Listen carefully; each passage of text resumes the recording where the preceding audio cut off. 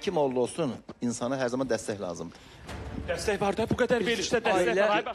O boyda dəstək var. Göyçək xanım, ölənə qədər olan dəstəkçidir. Amma ailəni saxlamaq bacarığı əsasdır.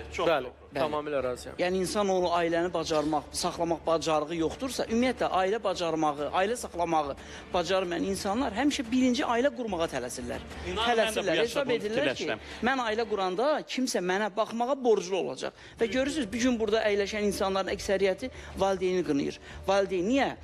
Bu düşünür ki, mən ailə qurdum, atam, anam mənə baxmadı. Mənə baxmadılar, borcludular. Ona görə də insanlar iş axtarır. Və o qardaşın da ünvanına mən demək istəyirəm ki, hə, fiziki müəyyən narahatlıq varsa, o qədər də fiziki əngəlli dərəcəsində deyil. Bu müəyyən bir xronik ağrılardır. Mən sadəcə şey deyim, mənim yadımdadır. Mən Xəzər Universitetinin jurnalistika fakültəsinə qəbul olmuşdum 98-ci ildə. Və 98-ci ildə mənim atamın o təhsil haqqını, onda 2000 dollar idi təhsil haqqısı. Atam onu ödəyə bilmədi. Mən orada təhsilimi yarımçıq qoydum. Amma heç nə dəyişmədi. Və həyatı boyda heç vaxt onu qınamamışam. Çünki o mənə borclu deyil idi. Sizin həyatınızda da heç nə dəyişmədi. Bəli, mənim həyatımda əksinə daha yaxşı istiqamətlərə getdim.